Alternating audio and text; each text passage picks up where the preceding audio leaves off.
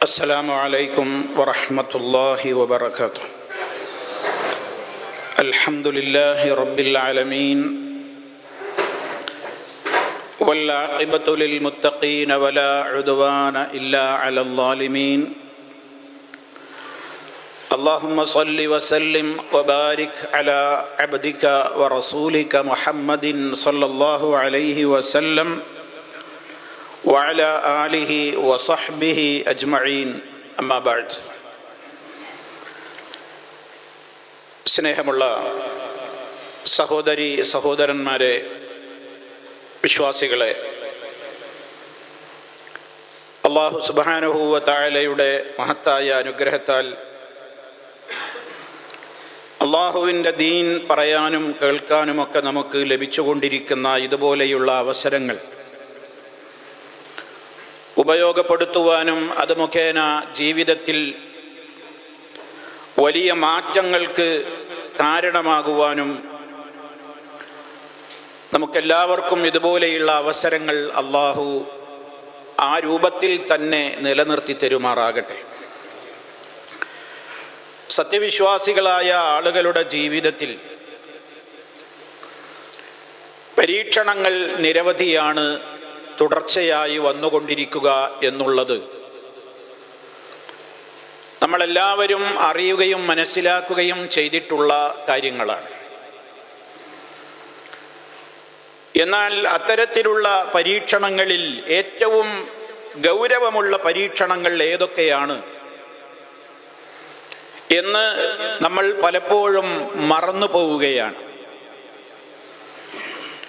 നമ്മൾ നമ്മുടെ ജീവിതത്തിലെ പരീക്ഷണങ്ങളായി പലപ്പോഴും കാണാറുള്ളത് രോഗം ബാധിക്കുക, അതുപോലെ തന്നെ ഉറ്റവരുടെയും ഉടയവരുടെയും വേർപാടുണ്ടാവുക, സാമ്പത്തികമായും മറ്റുള്ള പല മേഖലകളിലൂടെയുമുള്ള കമ്മികളും ന്യൂനതകളും പോരായ്മകളുമൊക്കെ ഉണ്ടാവുക തുടങ്ങി അങ്ങനെ ദുന്യാവുമായി ബന്ധപ്പെട്ടുകൊണ്ടുള്ള പല വിധത്തിലുള്ള കാര്യങ്ങളുമായി ബന്ധപ്പെടുത്തിക്കൊണ്ടാണ് നമ്മൾ നമ്മളുടെ പരീക്ഷണങ്ങളെ തയ്യാറാക്കാറുള്ളതും എണ്ണി വരാറുള്ളതും. അതൊക്കെ പരീക്ഷണങ്ങൾ തന്നെയാണ്, യാതൊരു സംശയവുമില്ല. അള്ളാഹു നമുക്ക് താങ്ങാനാവാത്ത പരീക്ഷണങ്ങളിൽ നിന്നെല്ലാം നമ്മെ എല്ലാവരെയും കാത്തുരക്ഷിക്കുമാറാകട്ടെ. സഹോദരങ്ങളെ, ആ കൂട്ടത്തിൽ നമ്മൾ മനസ്സിലാക്കിയിരിക്കേണ്ടുന്ന പ്രധാനപ്പെട്ട ഒരു കാര്യം, ഏറ്റവും കടുത്ത പരീക്ഷണം, ഏറ്റവും വലിയ പരീക്ഷണം എന്ന് പറയുന്നത് നമ്മുടെ ദീനിൽ നമുക്ക് ബാധിക്കുന്ന പരീക്ഷണമായിട്ടാണ് നമ്മൾ കാണേണ്ടത്. നമ്മുടെ ദീനിൽ ഏതെങ്കിലും മുസീബത്ത് ബാധിക്കുക എന്നുള്ളതാണ് ഏറ്റവും വലിയ മുസീബത്ത്. മതപരമായി ആദർശപരമായി യഥാർത്ഥ ഒരു മുസ്ലിമായി ജീവിക്കുന്നതിൽ നിന്ന് നമ്മെ മാറ്റി നിർത്തുന്ന വിധത്തിൽ ശരിയായ സിറാത്തുൽ മുസ്തഖീമിൽ നിന്ന് നമ്മൾ തെറ്റി സഞ്ചരിക്കുക,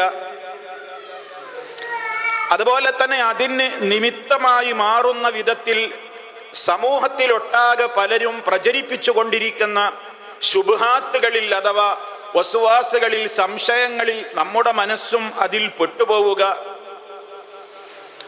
അതേപോലെ ദുന്യാവിൻ്റെ ചുറ്റുപാടുകളിലും കാണുന്ന സൗകര്യങ്ങളിലും ആഡംബരങ്ങളിലും ഒക്കെ മുഴുകിയിട്ട് നമ്മളും ദീനിൻ്റെതായ ആ മാർഗത്തിൽ നിന്ന് തെറ്റിപ്പോവുക, ഇതൊക്കെ നമ്മുടെ ദീനിൽ ബാധിക്കുന്ന മുസീബത്തുകളാണ്. അതുകൊണ്ടാണ് മഹാനായ നബി സല്ലല്ലാഹു അലൈഹി വസല്ലമ അത് വളരെ ഗൗരവമാണ് എന്ന് പറഞ്ഞത്. എന്തുകൊണ്ടാണ് അത്? നമ്മളെ ദീനിൽ ഒരു ആപത്ത് ബാധിച്ചു കഴിഞ്ഞാൽ നമുക്ക് പരലോകമാണ് നഷ്ടപ്പെടുന്നത്. ദുന്യാവിൽ ഇപ്പൊ നമ്മൾ എത്ര കാലം രോഗമില്ലാതെ സാമ്പത്തികമായി പരാധീനതകളില്ലാതെ ജീവിച്ചാൽ മാക്സിമം നമ്മൾ എത്ര കൊല്ലം ജീവിക്കും? അതേ അവസരത്തിൽ നമുക്ക് ഈ ലോക ജീവിതത്തിൽ എന്തെന്ത് പരീക്ഷണങ്ങൾ ഉണ്ടായാലും ഒരു മുഅ്മിനായ മനുഷ്യനെ സംബന്ധിച്ചിടത്തോളം അതൊക്കെ മുഖേന അവൻ പരലോകത്ത് വലിയ നേട്ടങ്ങൾ കൊയ്തെടുക്കും. ഒരു സത്യവിശ്വാസിക്ക് ഈ ലോക ജീവിതത്തിൽ ഉണ്ടാകുന്ന പരീക്ഷണങ്ങൾ ഖുർആൻ എണ്ണിപ്പറഞ്ഞ നിങ്ങൾക്ക് ദാരിദ്ര്യമുണ്ടാകും, രോഗമുണ്ടാകും, അങ്ങനെയുള്ള ഒരുപാട് പരീക്ഷണങ്ങളെ അള്ളാഹു എണ്ണിപ്പറഞ്ഞല്ലോ. അങ്ങനെയൊക്കെ നിങ്ങളെ നാം പരീക്ഷിക്കുക തന്നെ ചെയ്യുമെന്ന് പറഞ്ഞല്ലോ. ആ വിധത്തിലുള്ള പരീക്ഷണങ്ങളൊക്കെ ഒരു വിശ്വാസിക്ക് വന്നു കഴിഞ്ഞാൽ, അവൻ മുഅ്മിനാണെങ്കിൽ അവൻ അതിലൂടെയൊക്കെ നേട്ടമാണ് കൊയ്തെടുക്കുക. എവിടെ? ആഖിറത്തിൽ. അജബൽ ലി അംരിൽ മുഅ്മിൻ, ഒരു സത്യവിശ്വാസിയുടെ കാര്യം വലിയ അത്ഭുതം തന്നെയാണ്. അവന്റെ കാലിൽ ഒരു മുള്ള് തറച്ചാൽ പോലും അത് മുഖേന അവന്റെ പാപങ്ങൾ പൊറുക്കാതിരിക്കില്ല എന്നാണ് നബി സല്ലല്ലാഹു അലൈഹി വസല്ലം നമുക്ക് പഠിപ്പിച്ചു തരുന്നതെങ്കിൽ, ദുന്യവിയായ ഈ ലോകത്ത് നമ്മൾ അനുഭവിക്കുന്ന അത്തരത്തിലുള്ള ഭൗതികമായ കാര്യങ്ങളുമായി ബന്ധപ്പെട്ടുകൊണ്ടുള്ള പരീക്ഷണങ്ങളിൽ ഒരു വേള നമുക്ക് നല്ല ഈമാൻ ഉണ്ടെങ്കിൽ അതൊക്കെ നമുക്ക് പരലോകത്തേക്ക് വലിയ മുതൽക്കൂട്ടായി മാറുകയാണ് ചെയ്യുക. അവിടെ വലിയ പ്രതിഫലം നേടിയ വ്യക്തിയായിട്ട് മാറും. ഇവിടെ ഒരുപാട് പരീക്ഷണങ്ങളിൽ ക്ഷമ കൈക്കൊണ്ട് മുന്നോട്ട് പോയ ഒരു വിശ്വാസി, അതേ അവസരത്തിൽ നമ്മുടെ ദീനിലാണ് മുസീബത്ത് ബാധിച്ചതെങ്കിലോ നമുക്ക് നഷ്ടപ്പെടുന്നത് എന്നേക്കുമുള്ള പരലോക ജീവിതമാണ്. അള്ളാഹു നമ്മെ കാത്തു രക്ഷിക്കുമാറാകട്ടെ. അതുകൊണ്ട് ഏറ്റവും വലിയ മുസീബത്ത് നമ്മുടെ ദീനിൽ ബാധിക്കുന്ന മുസീബത്തായി തന്നെ നമ്മൾ കാണണം. മഹാനായ നബി സല്ലല്ലാഹു അലൈഹി വസല്ലമ ഒരു സദസ്സ് വിട്ട് പിരിയുന്നതിന്റെ മുമ്പ് പലപ്പോഴും അവിടുന്ന് ദുആ ചെയ്തിരുന്ന അല്പം സുദീർഘമായ ഒരു ദുആയുണ്ട്. അതിൽ ഒരു ഭാഗം മാത്രം ഞാൻ നിങ്ങളെ കേൾപ്പിക്കുകയാണ്. നമുക്കെല്ലാവർക്കും പരിചയം ഉണ്ടാവുക ദുആ. ആ ദുആയിൽ ഇടക്കുള്ളൊരു വാചകം നിങ്ങൾ മനസ്സിലാക്കണം. അല്ലാഹുമ്മ ലാ തജ്അൽ മുസീബതനാ ഫീ ദീനിനാ വലാ തജ്അലി ദുനിയാ അക്ബറ ഹമ്മിനാ വലാ മബ്ലഗ ഇൽമിനാ വലാ തുസല്ലിത് അലൈനാ മൻ ലാ യർഹമുനാ. നബി സല്ലല്ലാഹു അലൈഹി വസല്ലമിന്റെ ഒരു ദുആയുടെ ഭാഗമാണിത്. അല്ലാഹുമ്മ ലാ തജ്അൽ മുസീബതനാ ഫീ ദീനിനാ, ഞങ്ങളുടെ മുസീബത്ത് ഞങ്ങളുടെ ദീനിൽ നീ ഉണ്ടാക്കരുതേ. ദീനിലുള്ള മുസീബത്താണ്, ദീനിൽ ബാധിക്കുന്ന മുസീബത്താണ് ഏറ്റവും വലിയ മുസീബത്ത്. വലാ തജ്അലി ദുനിയാ അക്ബറ ഹമ്മിനാ, ഞങ്ങളുടെ മനക്ലേശത്തിന്റെ മുഖ്യ കാരണം ദുന്യാവാക്കല്ലേ. നമുക്കിന്ന് ദുന്യാവിൽ ഏറ്റവും വലിയ ടെൻഷൻ, നമുക്ക് ഓരോ ടെൻഷനുകൾ വരുമ്പോഴും നമ്മളൊരു പേപ്പർ എടുത്തിട്ട് എന്താ എനിക്കിപ്പോൾ ടെൻഷൻ ഉണ്ടാകാൻ കാരണം എന്ന് ഒരു പട്ടിക തയ്യാറാക്കി നോക്കൂ. എല്ലാ കാരണങ്ങളും മടങ്ങുന്നത് എങ്ങോട്ടായിരിക്കും? ദുന്യാവ്. ഇവിടെ എനിക്ക് ജോലിയില്ല, ജോലി ഉണ്ട് പക്ഷേ മതിയായ ശമ്പളമല്ല, ഒരുപാട് കാലമായി ഞാൻ ഇവിടെ കഷ്ടപ്പെടുന്നു, ഒരു വീടില്ല, മക്കളെ ഒന്നും വിവാഹം കഴിച്ചയക്കാൻ പറ്റിയിട്ടില്ല, ദാരിദ്ര്യത്തിൽ നിന്ന് കരകയറിയിട്ടില്ല, അല്ലെങ്കിൽ എനിക്ക് ശാരീരികമായി സുഖമില്ല, അല്ലെങ്കിൽ കുടുംബത്തിലെ ആർക്കൊക്കെ അസുഖമാണ്. ഇങ്ങനെ ഒക്കെ ദുന്യാവിൻ്റെ കാര്യങ്ങൾ അതുമാത്രം ഓർത്തിട്ട് നമ്മൾ മനസ്സിങ്ങനെ ഹമ്മാണ്. അള്ളാഹിനോട് നമ്മൾ എന്താ ചോദിക്കുന്നത്? വലാ തജ്അലി ദുനിയാ അക്ബറ ഹമ്മിനാ, ഞങ്ങളുടെ മനക്ലേശത്തിന്റെ മുഖ്യ കാരണം ദുന്യാവാക്കല്ലേ. വലാ തജ്അലി ദുനിയാ അക്ബറ ഹമ്മിനാ വലാ മബ്ലഗ ഇൽമിനാ, ഞങ്ങൾ ഇൽമ നേടുന്നതും ഈ ദുന്യാവിൻ്റെ കാര്യങ്ങൾക്ക് വേണ്ടി മാത്രമാക്കല്ലേ. നേടുന്ന ഇൽമുകളൊക്കെ എന്തിനു വേണ്ടിയാ? ദുന്യാവിലെ ജീവിതം ഉഷാറാക്കാൻ. അവിടെയൊക്കെ പ്രശ്നം എന്താ പറയുന്നത്? ആഖിറം വിട്ടുകൊണ്ട് ദുന്യാവിൻ്റെ കാര്യത്തിൽ മാത്രം ചിന്തിച്ചുകൊണ്ട് സദാ അതിങ്ങനെ മനസ്സിൽ ടെൻഷനായി ഉറക്കം നഷ്ടപ്പെട്ട് കഴിക്കുന്ന ഭക്ഷണത്തിനും രുചിയില്ലാതെ മനുഷ്യനാകെ മനക്ലേശത്തിലും ബുദ്ധിമുട്ടിലും ഒക്കെ ആയി ഇങ്ങനെ നീങ്ങാണ്. ഇതിനേക്കാൾ അപ്പുറമുള്ള പരീക്ഷണമാണ് മനുഷ്യൻ്റെ മുസീബത്താണ്, അവൻ്റെ ദീനിൽ ബാധിക്കുന്ന മുസീബത്ത്. അതുകൊണ്ട് സഹോദരങ്ങളെ, ഏറ്റവും കടുത്ത പരീക്ഷണമായ ആ മുസീബത്ത് നമുക്ക് ബാധിക്കാതിരിക്കണമെങ്കിൽ നമ്മൾ അള്ളാഹുവിനോട് നിരന്തരമായി പ്രാർത്ഥിക്കുകയും ആ മുസീബത്ത് ഏൽക്കാൻ കാരണമാകുന്ന 2-3 കാര്യങ്ങൾ ഞാൻ തുടക്കത്തിൽ പറഞ്ഞു.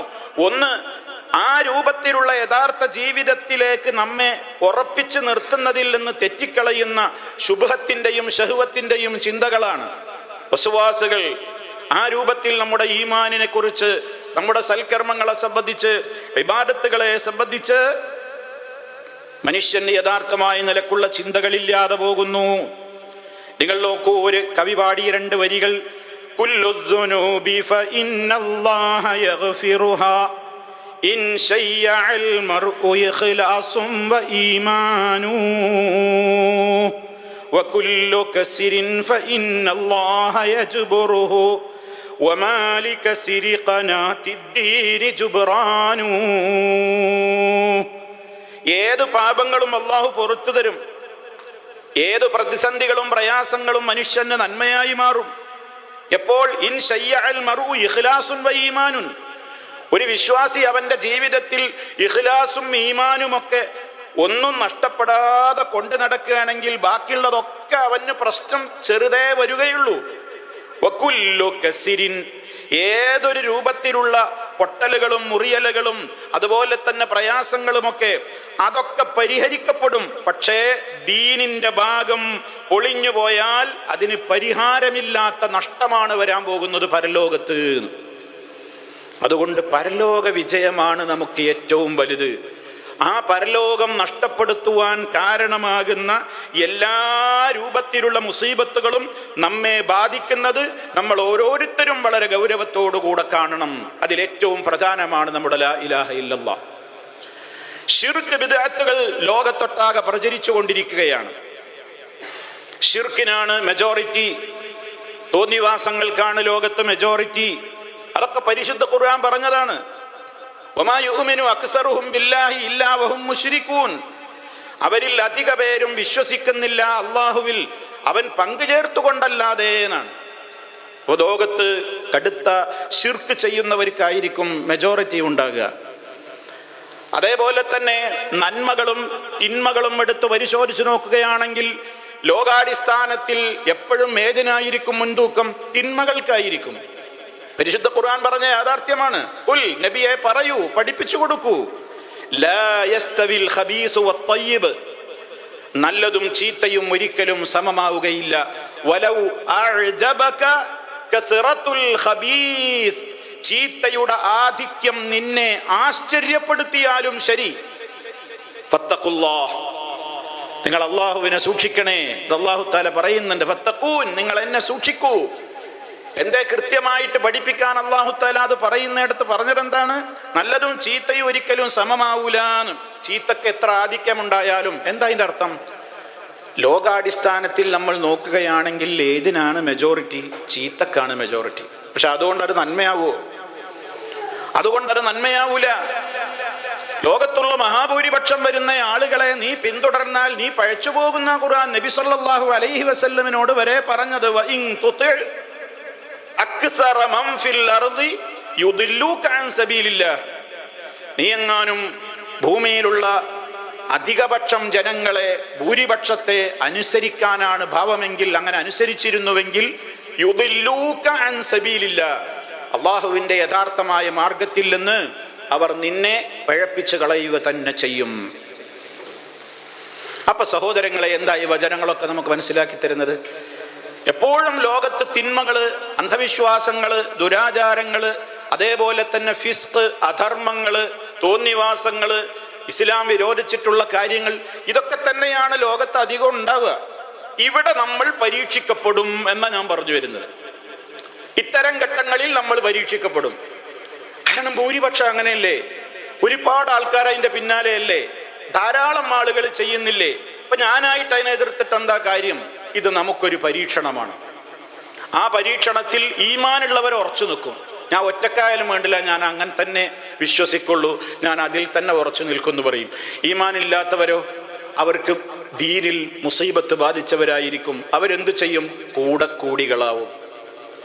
എന്നാ പിന്നെ ഒഴുക്കിനൊത്ത് ഞാനും നിന്നു കൊടുക്കാം, എന്നാ പിന്നെ ഭൂരിപക്ഷത്ത് പണക്കണ്ട, എന്നാ പിന്നെ മഹാഭൂരിപക്ഷം വരുന്ന ആളുകളുടെ പിറകെ ഞാനും അങ്ങനെ മൗനിയായി നിന്നു കൊടുക്കാം. ഇതിനേക്കാൾ കടുത്ത പരീക്ഷണം നമുക്കിനി വേറെന്താ വരാനുള്ളത്? ഇതാണ് നമ്മൾ മനസ്സിലാക്കേണ്ടത്. ദീനിൽ നമ്മൾ ദിനേന അനുഭവിച്ചു കൊണ്ടിരിക്കുന്ന ഒരു പരീക്ഷണമാണത്. ശിർക്കിന്റെയും ബിദ്അത്തിന്റെയും രംഗപ്രവേശങ്ങൾ ഉണ്ടാകുമ്പോൾ അവക്കെതിരെ ഒരക്ഷരം ഉരിയാടാനാവാതെ, നമ്മുടെ കുടുംബങ്ങളിൽ പോലും അതിനെ സംബന്ധിച്ച് ഉണർത്താനാകാതെ നമ്മൾ മൗനികളായി മാറുന്ന ഒരവസ്ഥ. ഇത് പരീക്ഷണമല്ലേ? നമുക്കത് പരീക്ഷണമായിട്ട് തോന്നുന്നില്ല, പക്ഷെ അത് പരീക്ഷിക്കുകയാണ് നമ്മളെ. എന്താ എൻ്റെ നിലപാട് എന്നാണ്. എല്ലാ ഹറാമുകളും ചെയ്യുവാനുള്ള സംവിധാനങ്ങൾ ഉണ്ടായിട്ട് അതിൽ നിന്ന് ആരൊക്കെ വിട്ടുനിൽക്കുന്നു എന്നുള്ളത് നമ്മൾ നേരിടുന്ന ഒരു പരീക്ഷണമല്ലേ? നമ്മൾ ദീനിൽ നേരിടുന്ന ഒരു പരീക്ഷണമാണത്. ഞാനൊരൊറ്റ ഉദാഹരണം പറയാം, നമ്മൾ പെട്ടെന്ന് മനസ്സിലാവാൻ. പരിശുദ്ധ ഖുർആൻ സത്യവിശ്വാസികളെ വിളിച്ചുകൊണ്ട് പറയുന്നുണ്ട്, യാ അയ്യുഹല്ലദീന ആമനു, സത്യവിശ്വാസികളെ, ലയബ്ലുവന്നകുമുല്ലാഹു, അല്ലാഹു സുബ്ഹാനഹു വ തആല നിങ്ങളെ പരീക്ഷിക്കുക തന്നെ ചെയ്യും. ബിശൈഇൻ മിനസ്സൈദി, വേട്ടമൃഗങ്ങളെ കൊണ്ട്. സന്ദർഭം പറയുമ്പോൾ പെട്ടെന്ന് മനസ്സിലാവും.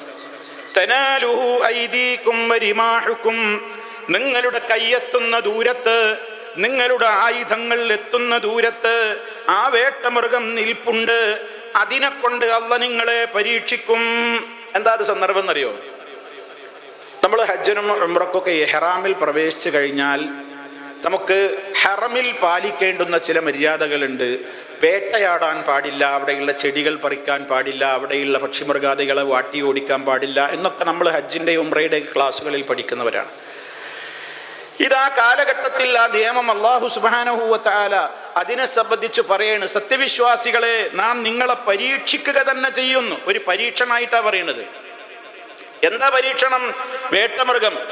ഹാജിയുടെ കൈയെത്തുന്ന ദൂരത്ത് അവന് വേട്ടയാടി പിടിക്കാവുന്ന നിലക്ക് കൈകൊണ്ട് പിടിച്ചുകൊണ്ടോ അതല്ലെങ്കിൽ അവൻ്റെ അമ്പെയ്തുകൊണ്ടോ കുന്തം കൊണ്ട് കുത്തിയിട്ടോ ഒക്കെ വേട്ടമൃഗത്തെ ഇങ്ങോട്ട് വേട്ടയാടി പിടിച്ച് അതിൻ്റെ മാംസം കഴിക്കാനും അതിനെ ഉപയോഗപ്പെടുത്താനും ഒക്കെയുള്ള സംവിധാനങ്ങൾ ഇങ്ങനെ തൊട്ടടുത്ത് നിൽക്കുകയാണ്. ആ സമയത്താണ് അല്ലാഹു തആല എന്ത് പറയുന്നത്? പാടില്ല. ഇഹ്റാമിൽ പ്രവേശിച്ചാൽ പിന്നെ അത് പാടില്ല. ആ നിയമത്തെ പറ്റി അള്ളാഹ് പറഞ്ഞത് എങ്ങനെയാണ്? അതാ നമ്മുടെ പോയിന്റ്. ആ നിയമത്തെ പറ്റി അള്ളാഹ് പറഞ്ഞത് എന്താണ്? ലിയഅലമല്ലാഹു മൻ യഖാഫുഹു ബിൽ ഗൈബ്, അള്ളാഹുവിന് മനസ്സിലാക്കാൻ വേണ്ടി തന്നെയാണ്. അഥവാ നമ്മളെ റബ്ബ് പരീക്ഷിക്കുകയാണ്. എന്ത്? മൻ യഖാഫുഹു ബിൽ ഗൈബി, ആരാണ് അള്ളാഹുവിനെ അദൃശ്യമായ നിലക്ക് ഭയപ്പെടുന്നവരാരാണ്? ആരും കാണുന്നില്ല, അപ്പണ് വേട്ടയാടിയും പിടിച്ചാലോ, എനിക്ക് ആ പക്ഷിനെ കിട്ടൂലേ, ആ മാനങ്ങട്ട് പിടിച്ചൂടെ, അല്ലെങ്കിൽ ആ വസ്തുവിനെ എനിക്ക് പിടിച്ചൂടെ, അതിനെ ഭക്ഷണമാക്കി കഴിക്കാലോ, ആരും അറിയാൻ പോകുന്നില്ലല്ലോ എന്നൊക്കെ തോന്നിയിട്ട് തൊട്ടടുത്ത് കയ്യെത്തുന്ന ദൂരത്ത് ഒരു വേട്ടമൃഗത്തെ കിട്ടിയാലും ഇഹ്റാമിൽ പ്രവേശിച്ച ഒരു ഹാജിക്ക് അത് പാടില്ല. എന്താ കാരണം? അള്ളാഹ് വിലക്കിയതാണ്. ആ നിയമം അള്ളാഹു പറഞ്ഞിട്ട് അതിൻ്റെ കാരണം പറയണ്, നിങ്ങളുടെ കൂട്ടത്തിൽ ആരാണ് അങ്ങനെ കയ്യെത്തുന്ന ദൂരത്ത് ചെയ്യാൻ പറ്റിയിട്ടും അത് ചെയ്യാതെ പടച്ചവൻ കാണുമല്ലോ, അള്ളാഹ് കാണുന്നുണ്ടല്ലോ, അള്ളാഹ് അറിയുന്നുണ്ടല്ലോ, അവൻ്റെ നിയമത്തിനാണല്ലോ ഞാൻ എതിര് ചെയ്യുന്നത് എന്ന് പേടിച്ചിട്ട് ആ നിയമം പാലിക്കുന്നവരാരൊക്കെ പാലിക്കാത്തവരാരൊക്കെ എന്ന് നിങ്ങൾക്കുള്ള പരീക്ഷണം തന്നെയാണ് ആ നിയമം. ഇന്നിപ്പോൾ നമുക്ക് അവിടെ പോയാൽ വേട്ടയാടാനുമില്ല, ഒന്നുമില്ല. നമ്മളെ കാലത്തേക്ക് വരിക, നമ്മുടെ കൈകളിലൊക്കെ സ്മാർട്ട് ഫോണുണ്ട്. ഈ സാധനം ഇല്ലാത്തൊരു കുട്ടിയില്ല, എല്ലാവരുടെ കയ്യിലുണ്ട്.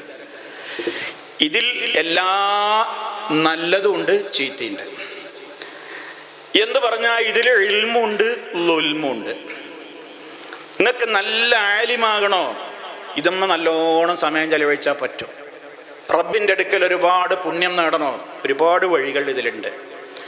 ഏറ്റവും വലിയ തെമ്മാടിയാവണോ, മോശപ്പെട്ടവനാകണോ, അധർമ്മകാരിയാവണോ, അള്ളാഹുവിൻ്റെ മുമ്പിൽ ഏറ്റവും വെറുക്കപ്പെട്ടവനാകണോ, ഇതിലെല്ലാം ഉണ്ട്. ഇത് നമുക്കിന്നൊരു പരീക്ഷണമാണ്. ഇത് നമ്മളെ ദീന് പരീക്ഷിക്കുന്ന ഒരു വസ്തുവാണിത്. ഒറ്റക്കാകുമ്പോൾ ആരെങ്കിലും ഉണ്ടെങ്കിൽ നമ്മളൊന്നും പ്രശ്നമില്ല, ആരെങ്കിലും ഉണ്ടെങ്കിൽ ഒന്നും പ്രശ്നമില്ല, ചീത്തൊന്നും കാണൂലല്ലോ. അവനവൻ്റെ സ്വകാര്യതയുടെ ആ ഒരു നിമിഷങ്ങളിൽ ഇതിലുള്ള നല്ലത് മാത്രമേ ഞാൻ കാണുകയുള്ളൂ, നല്ലത് മാത്രമേ ഞാൻ ഇതിനെ ഉപയോഗപ്പെടുത്തുകയുള്ളൂ എന്നുള്ള നിലക്ക് ആരും കാണുമെന്ന് പേടിച്ചിട്ടല്ല. ലിയഅലമല്ലാഹു മൻ യഖാഫുഹു ബിൽ ഗൈബി, എനിക്കെന്റെ കയ്യെത്തുന്ന ദൂരത്ത് എനിക്കെന്തും കാണാൻ കേൾക്കാൻ ആരും എന്നെ ചോദ്യം ചെയ്യല്ല. ഞാൻ എൻ്റെ സ്വകാര്യതയുടെ റൂമിൽ കയറി ഡോർ കുറ്റിയിട്ടിരിക്കുന്നു, ലോക്ക് ചെയ്തിരിക്കുന്നു. വേണമെങ്കിൽ ഫാൻ സ്പീഡിൽ കറക്കിയിരിക്കുന്നു, പുറത്തേക്കൊന്നും ഒച്ച പോവാതിരിക്കാൻ. എനിക്കെന്തും കാണാം, ആസ്വദിക്കാം, മണിക്കൂറുകൾ ആസ്വദിക്കാം. എൻ്റെ കയ്യിലുണ്ട്, ചാർജർ അവിടെയുണ്ട്, സംവിധാനങ്ങളുണ്ട്, നെറ്റുണ്ട്, ഒക്കെയുണ്ട്. എന്നിട്ടും ഇത് ദുരുപയോഗപ്പെടുത്താതെ അള്ളാഹു പൊരുത്തപ്പെടുന്ന മാർഗത്തിലേക്ക് മാത്രമേ ഞാനിത് ഉപയോഗപ്പെടുത്തുകയുള്ളൂ എന്ന് തീരുമാനിക്കുവാൻ ഈമാനുള്ളവർക്ക് മാത്രമേ പറ്റുള്ളൂ. ലിയഅലമല്ലാഹു, അവിടെ പറഞ്ഞ പോയിന്റ് ഒന്നും കൂടെ നിങ്ങൾ കേൾക്കണം. ലിയഅലമല്ലാഹു മൻ യഖാഫുഹു ബിൽ ഗൈബ്. അപ്പൊ കയ്യെത്തുന്ന ദൂരത്ത് ഏത് തിന്മ ചെയ്യുവാനും അവസരമുണ്ടായിട്ട് പോലും അള്ളാഹു കാണുന്നുണ്ടല്ലോ, അള്ള കേൾക്കുമല്ലോ, അള്ള അറിയുമല്ലോ, എനിക്ക് മരിച്ചു പോകണമല്ലോ, ഖബറിൽ കിടക്കണമല്ലോ, റബ്ബിന്റെ കോടതിയിൽ പോയി നിന്ന് ഒറ്റയ്ക്ക് ഞാൻ ഇതിന് മറുപടി പറയണമല്ലോ എന്ന പേടിയുള്ളവർക്കല്ലാതെ ആ തിന്മയിൽ നിന്ന് മാറി നിൽക്കാനാവില്ല. അതുകൊണ്ടാ പറയുന്നത്, നമ്മൾ നേരിടുന്ന പരീക്ഷണങ്ങളിൽ കടുത്ത പരീക്ഷണമാണ് ദീനിയായ രംഗത്ത് ഇതുകൊണ്ട് നേരിടുന്ന പരീക്ഷണം. അള്ളാഹു നമ്മെ കാത്തുരക്ഷിക്കുമാറാകട്ടെ. നബി സല്ലല്ലാഹു അലൈഹി വസല്ലം പറഞ്ഞതെന്താ? ഈ സംവിധാനമൊക്കെ ഇറങ്ങണതിൻ്റെ മുമ്പ് തന്നെ പറഞ്ഞതെന്താ? തിഹാമ പർവ്വതത്തോളം വലിയ രൂപത്തിലുള്ള സൽക്കർമ്മങ്ങളുമായി ഒരുപാട് ആളുകൾ നാളെ മഹ്ശറിൽ വരും. കുറേ അമൽ അവർ ചെയ്തിട്ടുണ്ട്, ധാരാളക്കണക്കിന് സൽക്കർമ്മങ്ങൾ, നോമ്പും സക്കാത്തും ഹജ്ജൊക്കെ ചെയ്തവരാണ്.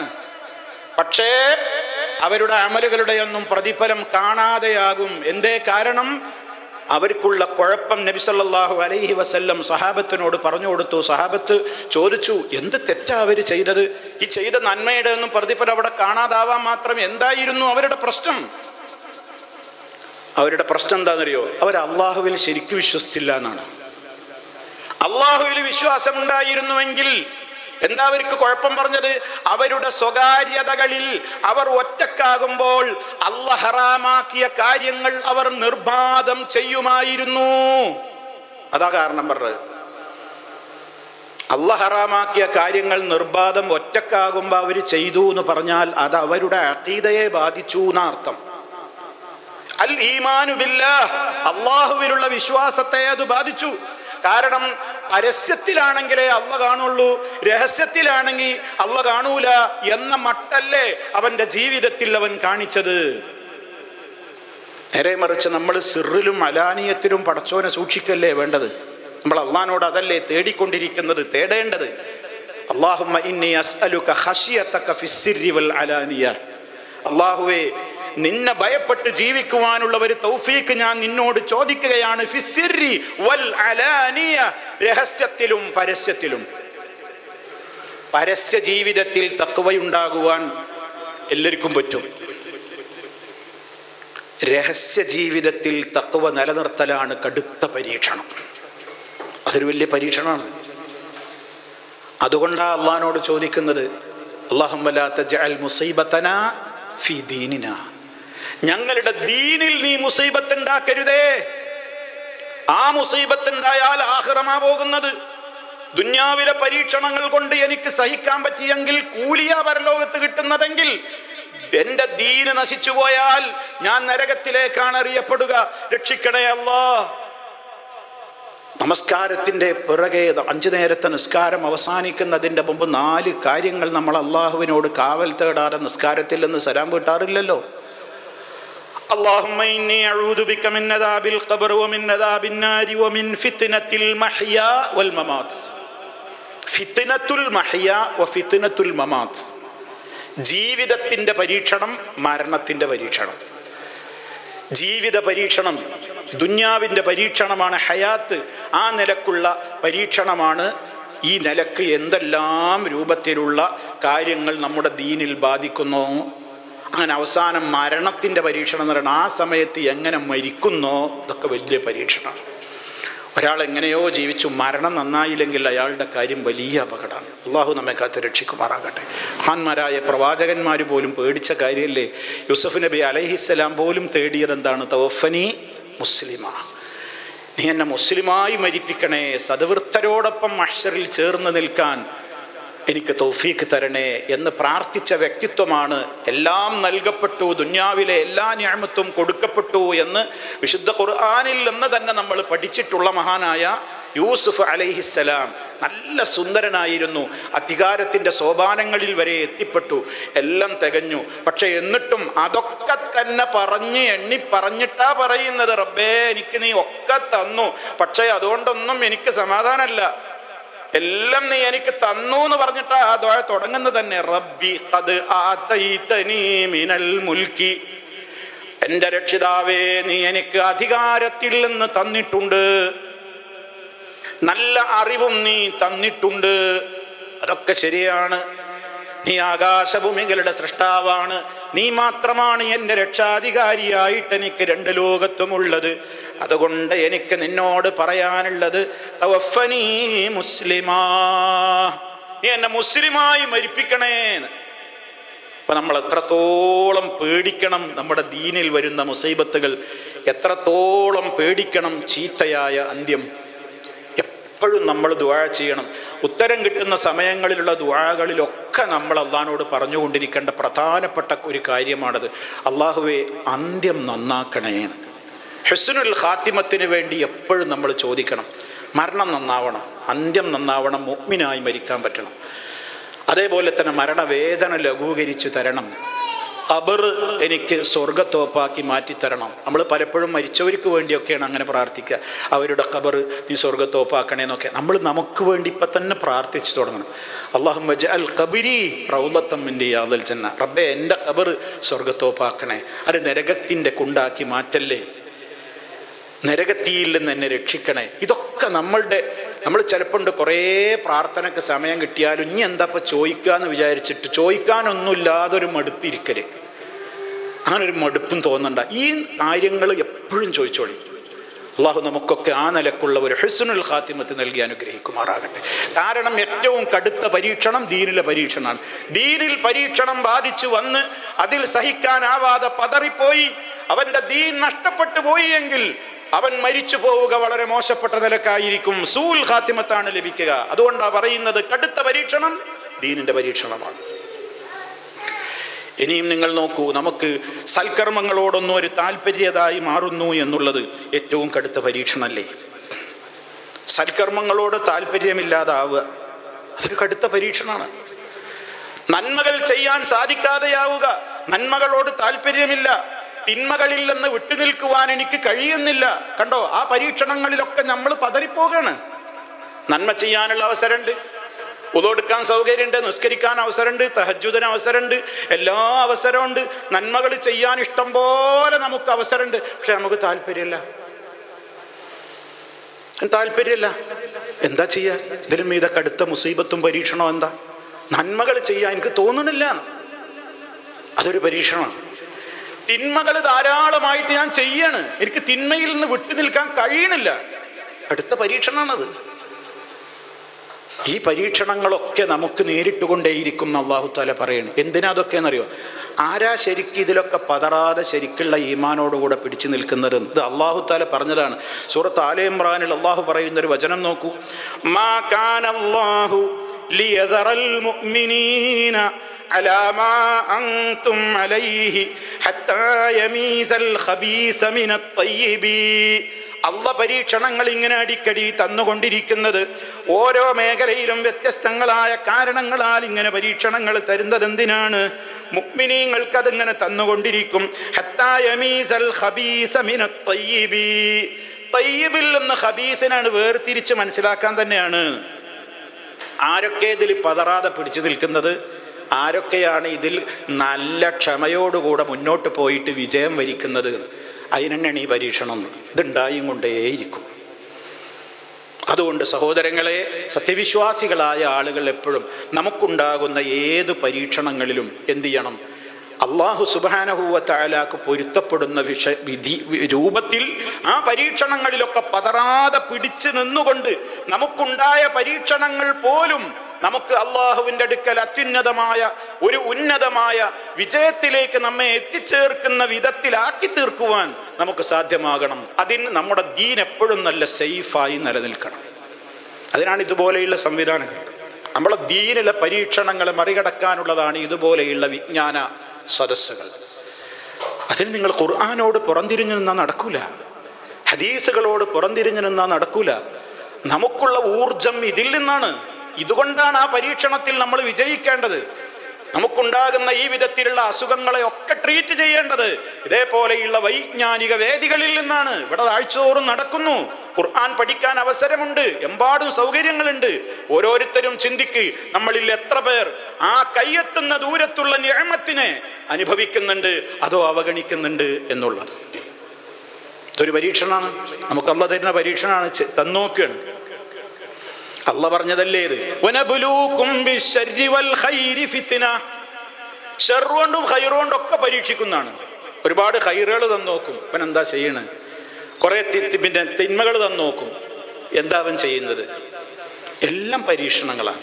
അതിലൊക്കെ നമുക്ക് ഗുണകരമാകുന്ന വിധത്തിൽ അതിനെ ഉപയോഗപ്പെടുത്തി ആ പരീക്ഷണത്തിൽ വിജയിക്കുവാൻ സാധിച്ചാൽ നമുക്ക് രക്ഷപ്പെടാൻ സാധിക്കും. മഹാനായ നബി സല്ലല്ലാഹു അലൈഹി വസല്ലം, സാന്ദർഭികമായ ഒരു കാര്യം കൂടി പറയുകയാണ് ഞാൻ. മഹാനായ നബി സല്ലല്ലാഹു അലൈഹി വസല്ലമയുടെ ജീവിതം മുഴുവൻ പരീക്ഷണങ്ങളിലൂടെയാണ് കടന്നുപോയത്. മുസ്തഫ അത്യുന്നതമായ പദവികളിലേക്ക് എത്തിയതൊക്കെ ജീവിതത്തിൽ നേരിട്ട കനത്ത പരീക്ഷണങ്ങളിൽ പതറാതെ വിജയിച്ചതുകൊണ്ടാണ്. നിങ്ങൾ നോക്കൂ, നബി സല്ലല്ലാഹു അലൈഹി വസല്ലമിന്റെ നുബുവത്ത് കിട്ടിയിട്ട് 10ാമത്തെ വർഷം, ആ 10ാമത്തെ വർഷത്തിൽ തന്നെ കടുത്ത പരീക്ഷണങ്ങളാണ് നേരിടുന്നത്. ഒന്ന്, തനിക്ക് തൻ്റെ ആദർശത്തിലേക്ക് കടന്നു വന്നിട്ടില്ലെങ്കിലും മുസ്ലിമായിട്ടില്ലെങ്കിലും തനിക്ക് ഏറ്റവും പ്രിയപ്പെട്ട തൻ്റെ പിതൃവ്യനായ അബൂ താലിബ് എന്ന് പറയുന്ന വ്യക്തി ആ 10ാമത്തെ കൊല്ലം അയാൾ മരിക്കുകയാണ്. ആ മരണം പോലും നബി സല്ലല്ലാഹു അലൈഹി വസല്ലമിന് വലിയ വേദനയാണ് ഉണ്ടാക്കിയത്, വലിയ പരീക്ഷണമായിരുന്നു. കാരണം എന്താണ്? നബി സല്ലല്ലാഹു അലൈഹി വസല്ലമിനെ ശത്രുക്കൾ വളയാൻ ഉദ്ദേശിക്കുമ്പോഴും ആക്രമിക്കാൻ ഉദ്ദേശിക്കുമ്പോഴും ഒക്കെ നബിക്ക് എപ്പോഴും താങ്ങും തണലുമായിട്ട്, മോനെ നിൻ്റെ അദീനുമായിട്ട് നീ മുന്നോട്ട് പോയിക്കോ എന്നൊക്കെ പറഞ്ഞ് പ്രോത്സാഹനം കൊടുത്ത ആളാണ് അബൂ താലിബ്. പക്ഷേ അയാൾ ഒരിക്കലും മുസ്ലിമായില്ല എന്നുള്ളത് നബി തങ്ങളുടെ മനസ്സിൽ വല്ലാത്ത വേദനയായിരുന്നു. മരിക്കാൻ കിടക്കുന്ന നേരത്ത് നബി സല്ലല്ലാഹു അലൈഹി വസല്ലം അവിടെ കയറി ചെല്ലാണ്. ചെന്ന് നോക്കുമ്പോൾ അവിടെ അബ്ദുല്ലാഹി ഇബ്നു ഉമയ്യത്തും അബൂജഹലൊക്കെ ഇരിക്കുന്നുണ്ട്. അവർ വന്നതിൻ്റെ ലക്ഷ്യം എന്താ? അവസാന സമയത്തറ്റ അബൂ താലിബ് ഇഞ്ഞ് മുഹമ്മദിൻ്റെ മതത്തിൽക്കറ്റ പോകുമോ, അങ്ങനെയൊക്കെ മരിച്ചു പോകുമോ? അങ്ങനെ മരിച്ചു പോയി കഴിഞ്ഞാൽ നമ്മുടെ കബീലക്ക്, നമ്മുടെ ഹാഷിം കുടുംബത്തിന്, ഖുറൈശ് ഗോത്രത്തിനൊക്കെ അത് വലിയ ഒരു നാണക്കേടാവൂലേ? ആൾക്കാരൊക്കെ പിന്നെ മുഹമ്മദിൻ്റെ മതത്തിലേക്ക് പോകൂലേ? അബൂ താലിബൊക്കെ അവസാന സമയത്തൊക്കെ അതായിട്ടാണ് മരിച്ചത്. അപ്പം പിന്നെ ഇനി നമ്മളും മാറി നിൽക്കണ്ട, നമ്മളും അങ്ങോട്ട് പോകുക എന്ന് പറഞ്ഞിട്ടെങ്കിൽ മാറിയെങ്കിലോ എന്ന് പേടിച്ചിട്ടുള്ള ഇരുത്താണ് ആര്? അബൂജഹലും അബ്ദുല്ലാഹി ഇബ്നു ഉമയ്യത്തും ഒക്കെ. നബി സല്ലല്ലാഹു അലൈഹി വസല്ലം കയറി ചെല്ലണത് എന്ത് പൂതിയിലാണെന്നറിയോ? ഇത്ര കാലമായിട്ടും എൻ്റെ മൂത്താപ്പ ഇസ്ലാമിലേക്ക് വന്നില്ല, ഇനിയിപ്പോൾ ഞാൻ അവസാനമായിട്ടൊന്ന് പറഞ്ഞു നോക്കട്ടെ. യാ അമ്മി ഖുൽ ലാ ഇലാഹ ഇല്ലല്ലാഹ് കലിമ. പ്രിയപ്പെട്ട പിതൃവ്യ, ലാ ഇലാഹ ഇല്ലല്ലാഹ് പറയൂ. ഒരു വാക്ക് പറഞ്ഞ് നിങ്ങൾ മരണപ്പെട്ടാൽ അത് വെച്ച് റബ്ബിൻ്റെ കോടതിയെ ഇങ്ങക്ക് വേണ്ടി ഞാൻ അള്ളാഹിനോട് വാദിക്കൂലേ? ഒന്ന് പറയും. അപ്പോഴൊക്കെ അബൂജഹൽ വന്നതന്നെ ഇതിനാണ്. അവസാന സമയത്തറ്റെ വല്ല മാറ്റവും വരുമോ എന്ന് പേടിച്ചിട്ട് രണ്ടാളും കൂടി ഒന്നിച്ചു പറഞ്ഞു, അത്തർഗബു അൻ മില്ലത്തി അബ്ദുൽ മുത്തലിബ്. നമ്മൾ പാരമ്പര്യമായിട്ട് വിശ്വസിച്ച് ആദരിച്ചു പോരുന്ന ആ അബ്ദുൽ മുത്തലിബിൻ്റെ ഒരു പാരമ്പര്യമുണ്ട്. ആ പാരമ്പര്യത്തിൽ നിന്ന് ഒഴിഞ്ഞു മാറി നിങ്ങൾ മുഹമ്മദിനെ അനുസരിക്കാൻ പോവുകയാണോ? ഉണ്ടോ ആ ചോദ്യം? പുറത്തുനിന്ന് ആ ചോദ്യം, ഇപ്പുറത്തുനിന്ന് മുസ്തഫയുടെ സ്നേഹത്തോടെയുള്ള ഈ ഉപദേശം. എന്താ ചെയ്യേണ്ടതെന്ന്? പരീക്ഷണത്തിൽപ്പെട്ടു. മരണനേരത്തും അയാൾ പരീക്ഷണത്തിൽപ്പെട്ടു. ആ പരീക്ഷണത്തിലും അയാൾ പതറി. അയാൾക്ക് വിജയിക്കാൻ പറ്റിയില്ല. അയാൾ അവസാനം എന്ത് പറഞ്ഞിട്ടാണ് അയാൾ മരിച്ചത്? അന അലാ മില്ലത്തി അബ്ദുൽ മുത്തലിബ്. ഞാൻ അബ്ദുൽ മുത്തലിബിൻ്റെ ആ മില്ലത്തിലായിട്ട് തന്നെ ജീവിക്കാനാണ് തീരുമാനം. മുഹമ്മദ് ഏജി പറയുന്നിടത്തൊക്കെ ഇപ്പോൾ തൽക്കാലം ഞാൻ ഇല്ല. അയാൾ അങ്ങനെ മരിച്ചു. നബി സല്ലല്ലാഹു അലൈഹി വസല്ലം കരഞ്ഞ ഒരു മരണമാണ്. കണ്ണുനീരോടുകൂടി നബി സല്ലല്ലാഹു അലൈഹി വസല്ലം പുറത്തേക്ക് ഇറങ്ങുമ്പോൾ ജിബ്രീൽ അലൈഹിസ്സലാം വചനം ഇറങ്ങി ആശ്വസിപ്പിക്കുകയാണ്. ഇന്നക ലാ തഹ്ദീ മൻ അഹ്ബബ്ത വലാകിന്ന അല്ലാഹ യഹ്ദീ മൻ യശാ. ഓ മുഹമ്മദ് നബിയെ, നിങ്ങൾ ഇഷ്ടപ്പെടുന്നവരെ നേർവഴിയിലാക്കാൻ നിങ്ങളെ കൊണ്ട് പറ്റൂല. വലാകിന്ന അല്ലാഹ യഹ്ദീ മൻ യശാ. അല്ലാഹു അത്രേ അവൻ ഉദ്ദേശിക്കുന്നവർക്ക് ഹിദായത്ത് കൊടുക്കുന്നത്. നിങ്ങൾ വിഷമിക്കണ്ട, നിങ്ങളല്ല തീരുമാനിക്കുന്നത്, അള്ളയാണ്. നോക്കൂ നിങ്ങൾ, എന്നോട് എൻ്റെ റബ്ബ് വിരോധിക്കാത്തിടത്തോളം കാലം ഞാൻ നിങ്ങൾക്ക് വേണ്ടി പൊറുക്കലിനെ ചോദിക്കുന്നു പറഞ്ഞു. അപ്പോഴും ആയത്തിറങ്ങി, നബി ഒരു നബിക്കോ ഒരു സത്യവിശ്വാസിക്കോ മുശ്രിക്കുകൾക്ക് വേണ്ടി പ്രാർത്ഥിക്കാൻ പാടില്ല. കണ്ടോ, ഒക്കെ ഗൗരവത്തിലുള്ള വിഷയങ്ങൾ. ഞാൻ പറഞ്ഞു വരുന്നത്, ആ മരണം നബി സല്ലല്ലാഹു അലൈഹി വസല്ലമിന് കടുത്ത പരീക്ഷണമായിരുന്നു. കാരണം താങ്ങും തണലുമായിരുന്നു. മുസ്ലിമായിട്ടില്ലെങ്കിലും തൻ്റെ കൂടെ എന്തിനും ഒരു ധൈര്യം പകർന്നിരുന്ന ഒരാളായിരുന്നു. അതേ കൊല്ലം തന്നെ മറ്റൊരു പ്രിയപ്പെട്ട തണിയും തുണയും ഇണയുമായിരുന്ന നമ്മുടെ ഉമ്മ മഹദിയായ ഖദീജ റളിയല്ലാഹു തആല അൻഹയും വഫാത്തായി. ഒറ്റ കൊല്ലം അത് രണ്ടും സംഭവിക്കുന്നത്. ഖദീജ റളിയല്ലാഹു തആല അൻഹയുടെ വഫാത്തും നബി സല്ലല്ലാഹു അലൈഹി വസല്ലമിന് കടുത്ത പരീക്ഷണമായിരുന്നു. കാരണം അവർ നബി സല്ലല്ലാഹു അലൈഹി വസല്ലം ഖദീജ ഉമ്മ ബീവിയെ പിൽക്കാലത്ത് ഓർക്കുമ്പോഴൊക്കെ പറഞ്ഞിരുന്ന കുറേ മദ്ഹുകളുണ്ട്. ആളുകളൊക്കെ എന്നെ അവിശ്വസിച്ചപ്പോൾ എന്നെ വിശ്വസിച്ചവളാണ് ഖദീജ. ഞാൻ അനാഥനായി എനിക്ക് സാമ്പത്തിക ശേഷിയില്ലാതിരുന്ന കാലത്ത് എന്നെ സമ്പത്ത് കൊണ്ട് സഹായിച്ചവളായിരുന്നു എൻ്റെ ഖദീജ.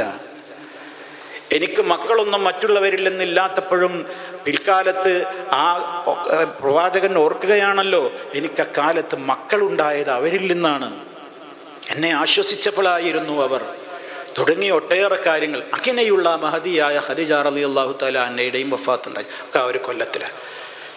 അവസാനം ഈ രണ്ട് ദുഃഖങ്ങളും കൂടി പേറി നടക്കുന്ന നബി സല്ലല്ലാഹു അലൈഹി വസല്ലം പതറിയില്ല, തൻ്റെ ദൗത്യം തുടർന്നു.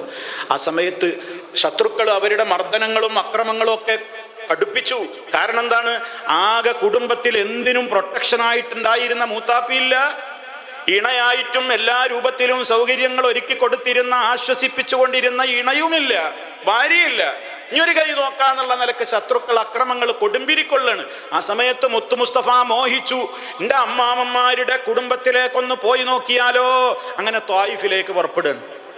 മക്കയിൽ നിന്ന് 196 കിലോമീറ്റർ ദൂരമുള്ള ത്വായിഫിലേക്ക് കാൽനടയായി മുത്തു മുസ്തഫ സല്ലല്ലാഹു അലൈഹി വസല്ലം യാത്രയാവുകയാണ്. എന്തിനെന്നറിയോ? അവിടെ കയറി കുടുംബങ്ങളിലും അല്ലാത്തവരുടെയൊക്കെ വീടാന്തരം കയറിയിട്ട് ലാ ഇലാഹ ഇല്ലല്ലാഹ് പറയാൻ. കുറച്ച് ആൾക്കാരെങ്കിലും അവിടുന്ന് ഒരു സഹായിയായിട്ട് കിട്ടിയാൽ എൻ്റെ കുടുംബങ്ങളിലെ അവരെന്തായാലും എന്നെ തഴയൂല, അപ്പം എനിക്കതൊരു ബലം അള്ളാഹു അവരിലൂടെ തരും എന്ന പ്രതീക്ഷയോടെ ദീനിൻ്റെ ദഅവത്തിനുമായി കൊണ്ട് മക്ക വിട്ട് ത്വായിഫിലേക്ക് അള്ളാഹുവിൻ്റെ റസൂല് പോയി. അവിടെയും കടുത്ത പരീക്ഷണമായിരുന്നു. വിചാരിച്ചതിൻ്റെ നേരെ എതിരല്ലേ നടന്നത്. തായിഫിലെത്തി ഈ കാര്യം അങ്ങ് പറഞ്ഞതോടുകൂടി തെണ്ടിപ്പിള്ളേരെ വിട്ടുകൊണ്ട് ആ രാജ്യനിവാസികൾ കുടുംബങ്ങൾ പോലും അള്ളാഹുവിൻ്റെ റസൂലിനെ കല്ലെടുത്ത് എറിഞ്ഞാട്ടി ഓടിക്കുകയാണ് ഉണ്ടായത്. അവിടുത്തെ തിരുകാലിൽ നിന്ന് രക്തം ധാരധാരയായി ഒഴുകി വേച്ചുകൊണ്ട് മുത്തു മുസ്തഫ സല്ലല്ലാഹു അലൈഹി വസല്ലം തായിഫിന്റെ മണ്ണിലൂടെ ഓടി ഓടി ഓടി ഒരു തോട്ടത്തിൽ കയറി അഭയം പ്രാപിച്ചു. ദാഹിക്കുന്നുണ്ട്, തോട്ടത്തിലെ വെള്ളം കുടിച്ചു.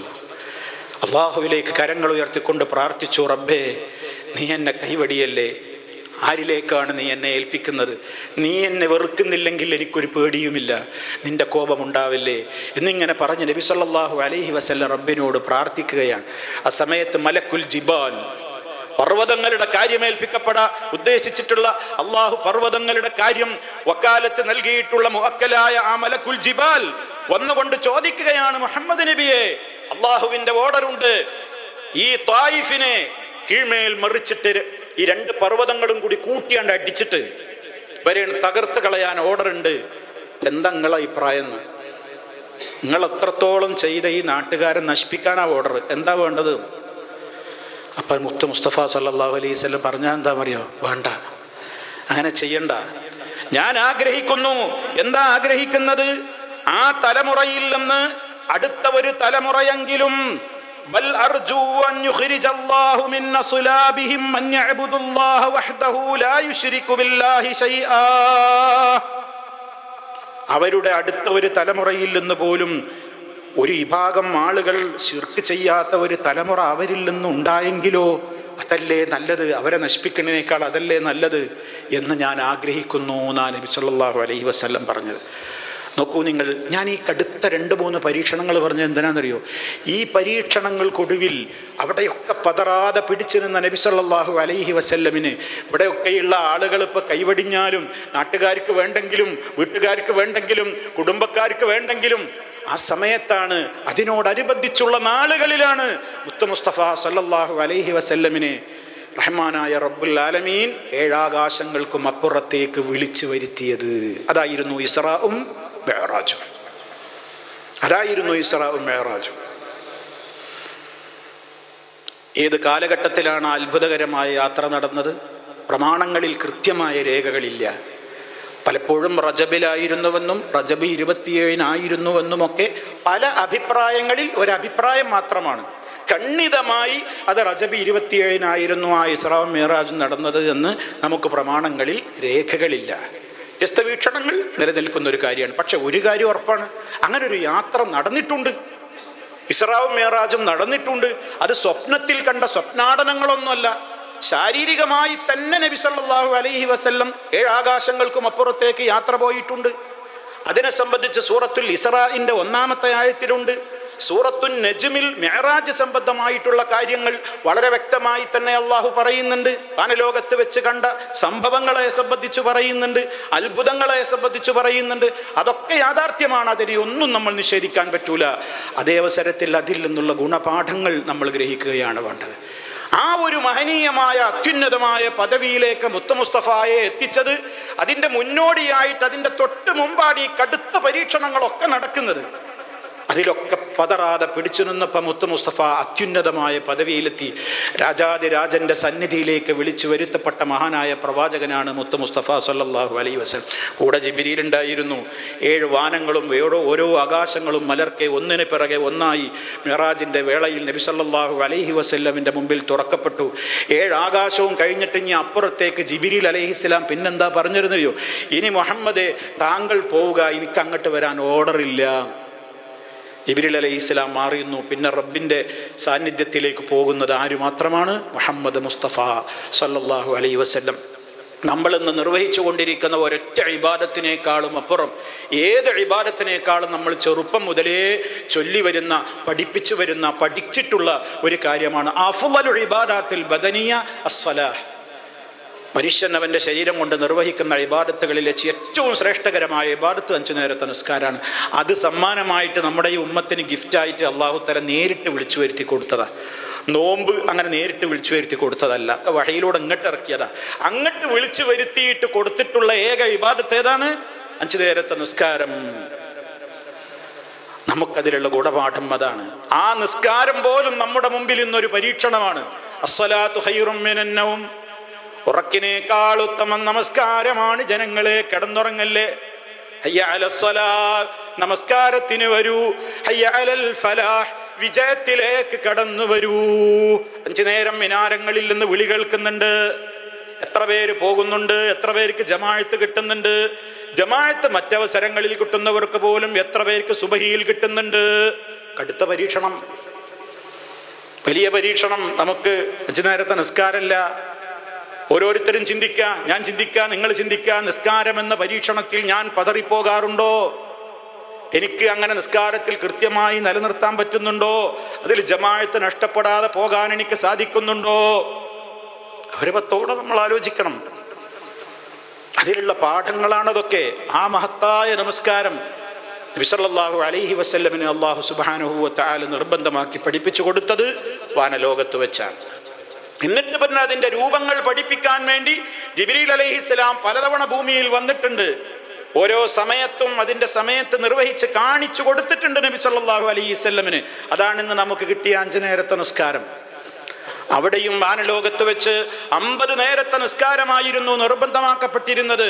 പിന്നീട് മൂസാ അലൈഹിസ്സലാമിനെ ഒരാകാശത്ത് വെച്ച് കണ്ടുമുട്ടിയതും പിന്നീട് എൻ്റെ സമുദായത്തിന് താങ്ങാനാവാത്തതാണത്, അതുകൊണ്ട് നിങ്ങളുടെ സമുദായത്തിന് അത് ചുരുക്കി കിട്ടാൻ വേണ്ടി അള്ളാഹുവിനോട് താങ്കൾ അപേക്ഷിച്ചു നോക്കൂ എന്നാവശ്യപ്പെട്ടതിൻ്റെ അടിസ്ഥാനത്തിൽ നബി സല്ലല്ലാഹു അലൈഹി വസല്ലമ പല തവണ അള്ളാഹുവിൻ്റെ അടുക്കൽ പോയി അപേക്ഷിച്ച് പ്രാർത്ഥിച്ചത് പ്രകാരം 50ൻ്റെ പ്രതിഫലം 5ലാക്കി ഒതുക്കിക്കൊണ്ടാണ് നമുക്കിന്ന് 5 നേരത്തെ നിസ്കാരം നിർബന്ധമാക്കപ്പെട്ടിട്ടുള്ളത്. കൂലി അതിനെത്രയാണ്?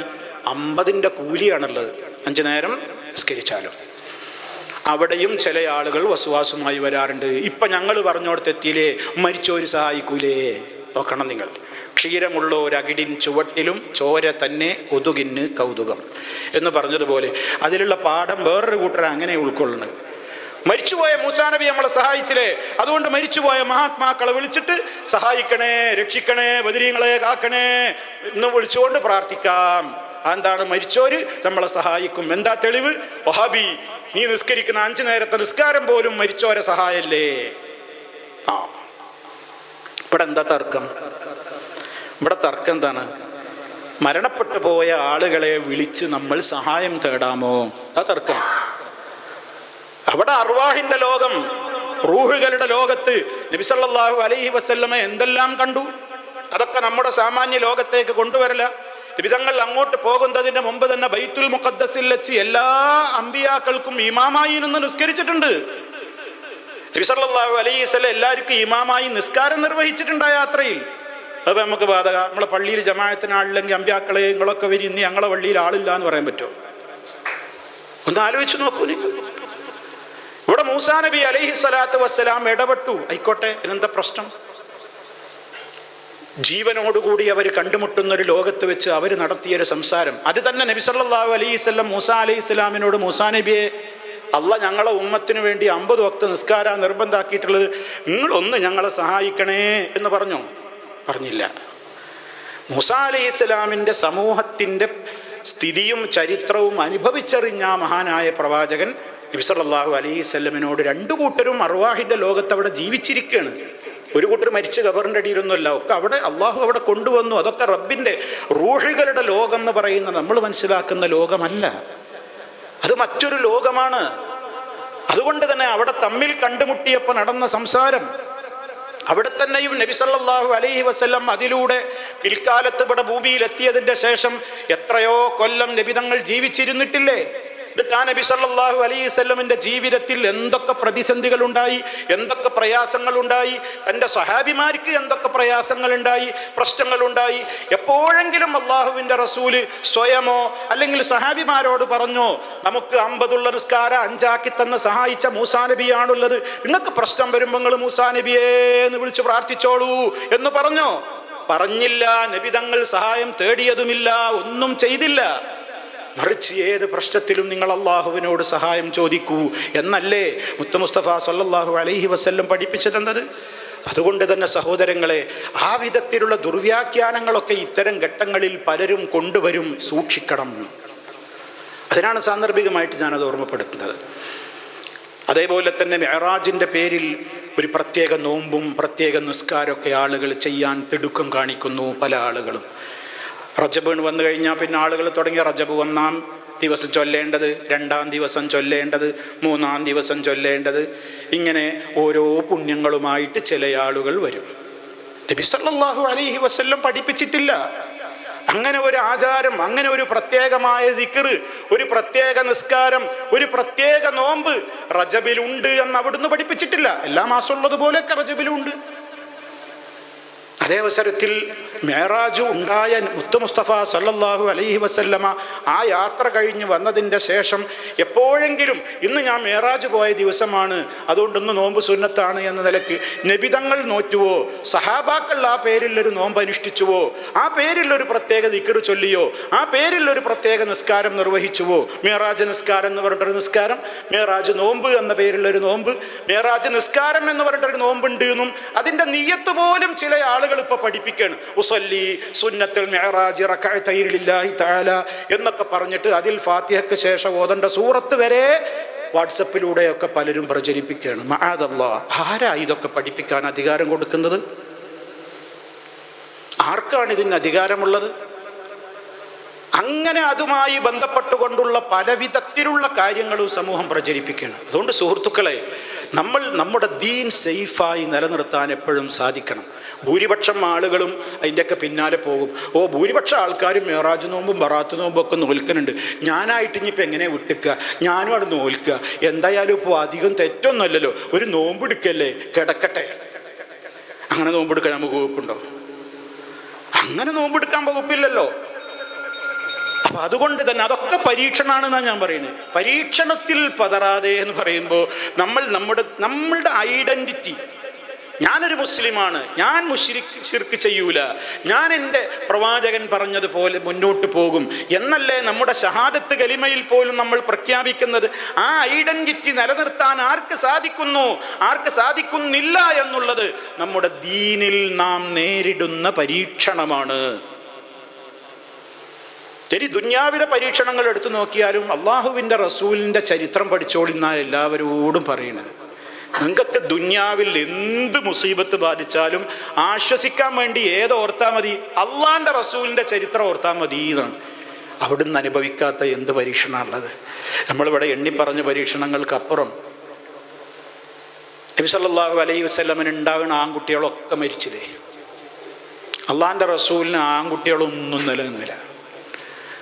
3 ആൺകുട്ടികൾ നബി സല്ലല്ലാഹു അലൈഹി വസല്ലമന് ഉണ്ടായി. ഒന്ന് അബ്ദുള്ളയും ഒന്ന് താഹിറും, അതുപോലെ തന്നെ മറ്റൊന്ന് മാരിയത്തുൽ ഖിബ്തിയ എന്ന് പറയുന്ന ആ ഉമ്മയിൽ ജനിച്ചിട്ടുള്ള ഇബ്രാഹിം എന്ന കുട്ടിയും. മൂന്നും മരിക്കരുത്.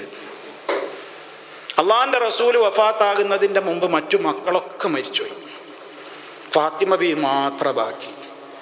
മരിക്കണ നേരത്തെ ഫാത്തിമ ബിയുടെ തലങ്ങട്ട് താഴ്ച പിടിച്ചിട്ടൊരു സ്വകാര്യം പറഞ്ഞു.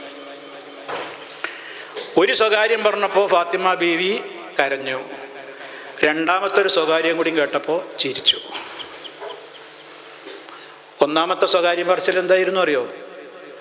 ഉപ്പാൻ്റെ ശേഷം ആദ്യം ഉപ്പാൻ്റെ അടുത്തേക്ക് ഉപ്പ മരിക്കാൻ പോവുകയാണ് എന്നുള്ളത്. ഉപ്പയുടെ മരണം ഏതാണ്ട് അടുത്തിരിക്കുന്നു. പ്രയാസമായിട്ടാണ് തോന്നിയത്, നല്ല വിഷമായിട്ടാണ് തോന്നിയത്. അടുത്ത സ്വകാര്യത്തിൽ പറഞ്ഞാൽ എന്തായിരുന്നു? വാപ്പൻ്റെ അടുത്തേക്ക് ആദ്യം മടങ്ങി വരിക നീ ആയിരിക്കും. 6 മാസത്തെ കാലാവധി മാത്രമേ ഉണ്ടായുള്ളൂ. ഫാത്തിമ റളിയല്ലാഹു അൻഹയും വഫാത്തായി. മക്കൾ നഷ്ടപ്പെട്ട, മക്കൾ ദുഃഖത്തിൻ്റെ പേരിൽ പരീക്ഷിക്കപ്പെട്ട നബി സല്ലല്ലാഹു അലൈഹി വസല്ലം അവിടുന്ന് പതറിയിട്ടില്ല, കരഞ്ഞിട്ടുണ്ട്. കരയാതിരിക്കൂല. മക്കൾ നഷ്ടപ്പെട്ടാലും ആപത്തുകളും പരീക്ഷണങ്ങളൊക്കെ ഉണ്ടായ മനുഷ്യൻ കരയും. ഇബ്രാഹിം എന്ന കുഞ്ഞും കൂടിയാണ് മരിച്ചു പോകുമ്പോൾ ആ ചെറിയ പറക്കമുറ്റാത്ത കുഞ്ഞിനെ മടിയിലിങ്ങനെ ഇരുത്തിയിട്ട് അള്ളാഹുവിൻ്റെ റസൂല് കരയുന്നുണ്ട്. കരയുമ്പോൾ സഹാബത്ത് ചോദിച്ചു, നബി നിങ്ങളല്ലേ പറഞ്ഞ് ഇങ്ങനെ കരയാനൊന്നും പാടില്ല എന്ന്. അപ്പം നബി സല്ലല്ലാഹു അലൈഹി വസല്ലം പറഞ്ഞു, കണ്ണുകൾ കണ്ണുനീരണിയും, പക്ഷേ അള്ളാഹ്ക്ക് പൊരുത്തല്ലാത്തൊരു വാക്കും നമ്മൾ പറയൂല. അപ്പോൾ സങ്കടവും ദുഃഖമൊക്കെ ഉണ്ടാവും. എന്നിട്ട് സങ്കടത്തോടെ പറഞ്ഞു, മോനെ നിൻ്റെ വേർപാടിൽ ഞങ്ങൾ ദുഃഖിതരാണ്, നിൻ്റെ വേർപാടിൽ ഞങ്ങൾ ദുഃഖിതരാണ് മോനെ എന്നും പറഞ്ഞ് പ്രവാചകൻ കരഞ്ഞിരുന്നു. പക്ഷേ അവിടുന്ന് പതറിയിട്ടില്ല. അതൊക്കെ കടുത്ത പരീക്ഷണങ്ങൾ, പക്ഷേ അള്ളാഹുവിൻ്റെ അടുക്കൽ അത്യുന്നതമായ ദറജകൾ. നമ്മുടെ ഒരു സഹോദരന് 4 മക്കളാണ് നഷ്ടപ്പെട്ടത്. നമ്മുടെയൊക്കെ മനസ്സുകളിൽ നിന്ന് മായാതെ ആ സംഭവം അങ്ങനെ നിൽക്കുകയാണ്. ആയിരങ്ങൾ അദ്ദേഹത്തിന് വേണ്ടി പ്രാർത്ഥിക്കുന്നു, അദ്ദേഹത്തെ ആശ്വസിപ്പിക്കുന്നു. 4 മക്കൾ ഒരൊറ്റ അപകടത്തിൽ വളർത്തിയുണ്ടാക്കിയ 4 ആൺമക്കളാണ് പോവുകയാണ്. പറയാനും പ്രസംഗിക്കാനും എഴുതാനും ഒക്കെ എളുപ്പമാണ്, ക്ഷമിക്കട്ടെ, ക്ഷമിക്കൂ എന്നൊക്കെ. പക്ഷേ അത് വരുന്നൊരു വ്യക്തിയെ സംബന്ധിച്ചിടത്തോളം അള്ളാഹുവിൻ്റെ അപാരമായ തൗഫീക്ക് കിട്ടണം ക്ഷമിക്കണമെങ്കിൽ. കാരണം അങ്ങനെ ക്ഷമിക്കാനും സഹിക്കാനും ഒക്കെ ആവശ്യമായ അധ്യാപനങ്ങൾ നബി സല്ലല്ലാഹു അലൈഹി വസല്ലം പഠിപ്പിച്ചു കൊടുക്കുകയും ചെയ്തു. നബിൻ്റെ കാലത്തുണ്ടായിരുന്നു അങ്ങനെ 2-3 മക്കളൊക്കെ നഷ്ടപ്പെട്ടവർ. അവരോടൊക്കെ പറഞ്ഞു, നിങ്ങളെ കാത്തുക്കുകയാണ് സ്വർഗത്തിൽ. ആ മക്കൾ കാത്തുക്കുകയാണ് നിങ്ങളെയും കൊണ്ടേ അവരിഞ്ഞ് സ്വർഗത്തിലേക്ക് പോകുള്ളൂ. ഇതുവരെ അവർ സ്വർഗത്തിലെ പൂമ്പാറ്റകളെപ്പോലെ, അവർ നല്ല മുത്തുമണികളെപ്പോലെ അവിടെ കിടന്ന് ഉല്ലസിക്കുകയാണ് ആ മക്കൾ. ഖിയാമത്ത് നാളിൽ അവർ സ്വർഗത്തുനിന്ന് ഇറങ്ങി വരും. നിങ്ങളുടെ വസ്ത്രത്തിൽ നിങ്ങളെ പിടിച്ച് നിർബന്ധിച്ച് കൊണ്ടുപോകുന്നത് പോലെ റഹ്മാനായ റബ്ബിനോട് അവർ പറയും, വാപ്പാനെയും ഉമ്മാനെയും സ്വർഗത്ത് കയറ്റണം എന്നവർ ശഫാഅത്ത് പറയുമെന്ന് നബി സല്ലല്ലാഹു അലൈഹി വസല്ലം. അതിലൊക്കെ അപ്പുറം ഇനി ഒരാശ്വസിക്കുവാൻ ഒരു പിതാവിന് എന്താ വേണ്ടത്, ഒരു മാതാവിന് എന്താ വേണ്ടത്? അങ്ങനെ അവരൊക്കെ ശുപാർശ പറയുമ്പോൾ ആ കുട്ടികളുടെയൊക്കെ അവർ ശുപാർശ അനുസരിച്ചുകൊണ്ട് സ്വർഗത്തിൽ കിടക്കാൻ ആ മാതാപിതാക്കൾക്ക് അല്ലാഹു സുബ്ഹാനഹു വ തആല അതിന് അനുയോജ്യമായ നിലക്കുള്ള ഈമാനും തഖ്വയും സബറും അള്ളാഹിൻ്റെ വിധിയിൽ തൃപ്തിപ്പെടാനുള്ള ഒരു ധൈര്യമൊക്കെ പ്രദാനം ചെയ്യുമാറാകട്ടെ. സഹോദരങ്ങളെ, ഒക്കെ നമുക്ക് മരിച്ചുപോയവരൊക്കെ മരിച്ചു പോകും, നമ്മളും പോകും. പക്ഷേ ഓരോ മരണങ്ങളും നമുക്കാണ് പാഠങ്ങൾ. ഇതൊക്കെ നമുക്കും സംഭവിക്കാം, എപ്പോഴും സംഭവിക്കാവുന്നതാണ് മരണം. അതുകൊണ്ട് മരിക്കുന്നതിൻ്റെ മുമ്പ് ആ മരണം ഹുസ്നുൽ ഖാത്തിമത്തായി മാറുവാൻ നമ്മൾ എന്ത് ചെയ്യണം? നമുക്ക് ദുനിയാവിൽ ഇവിടെ വന്നുകൊണ്ടിരിക്കുന്ന ഏത് പരീക്ഷണങ്ങളിലും നമ്മൾ പതറിപ്പോകരുത്. നന്മകൾ ചെയ്തുകൊണ്ടേയിരിക്കണം. നന്മകൾ ചെയ്യാതിരിക്കുവാനുള്ള ശുബ്ഹത്തുകളും വസ്വാസുകളുമായി പലരും നമുക്ക് ചുറ്റും പരീക്ഷണം എന്ന നിലക്ക് കടന്നു വരുമ്പോൾ അവരെ മാറ്റി നിർത്തിയിട്ട് ഞാൻ എൻ്റെ നന്മകളിൽ തന്നെ മുന്നോട്ട് പോകണം. എന്നെ തിന്മകളിലേക്ക് മാടി വിളിക്കുന്ന, അതിലേക്ക് പ്രോത്സാഹിപ്പിക്കുന്ന ആയിരക്കണക്കിന് നെറ്റുകളും വേലകളുമായി കൊണ്ട് ശത്രുക്കൾ ഇവിടെ കാത്തിരിക്കും എന്നെ അതിൽ കുടുക്കിയിടാൻ. ആ പരീക്ഷണത്തിൽ ഞാൻ പതറി അതിൽ ചാടിപ്പോകാതെ എല്ലാ നിലക്കും ഹറാമിൽ നിന്ന് വിട്ടുനിൽക്കുവാനുള്ള കരുത്ത് നാം നേടണം. അതേപോലെ തന്നെ ഇതേപോലെയുള്ള പരീക്ഷണങ്ങളൊക്കെ വരുമ്പോഴും ആശ്വസിക്കുവാൻ സാധിക്കണം. പരലോകം അവർക്കുള്ളതാണ്. ആ നിലക്കുള്ള ഒരവസ്ഥയിലേക്ക് ഉന്നതമായ തലങ്ങളിലേക്ക് എത്തിപ്പെടുവാനുള്ള തൗഫീഖ് അള്ളാഹു നമുക്കെല്ലാവർക്കും നൽകി അനുഗ്രഹിക്കുമാറാകട്ടെ. താങ്ങാനാവാത്ത പരീക്ഷണങ്ങളിൽ നിന്നൊക്കെ അള്ളാഹു നമ്മെ കാത്ത് രക്ഷിക്കുമാറാകട്ടെ. എന്തെങ്കിലും ജീവിതത്തിൽ പരീക്ഷണങ്ങൾ വരികയാണെങ്കിൽ അത് സഹിക്കുവാനും അതേപോലെ തന്നെ അവിടെ സബറും റിളയുമൊക്കെ പ്രകടിപ്പിച്ചുകൊണ്ട് നല്ല ധീരമായ ഈമാനോടെ പിടിച്ചു നിൽക്കുവാനുമുള്ള കരുത്ത് റബ്ബ് നമുക്കെല്ലാം പ്രദാനം ചെയ്യുമാറാകട്ടെ. റബ്ബനാ തഖബ്ബൽ മിന്നാ ഇന്നക അൻതസ് സമീഉൽ അലീം. اللهم اغفر للمؤمنين والمؤمنات والمسلمين والمسلمات الأحياء منهم والأموات إنك مجيب الدعوات وقاضي الحاجات. ربنا اغفر لنا ذنوبنا وكفر عنا سيئاتنا وتوفنا مع الأبرار. اللهم اجعل هذا البلد آمنا مطمئنا وسائر بلاد العالمين. ربنا تقبل منا إنك أنت السميع العليم. اللهم صل على محمد وعلى آل محمد. سبحانك اللهم وبحمدك أشهد أن لا إله إلا أنت أستغفرك وأتوب إليك. السلام عليكم ورحمة الله وبركاته.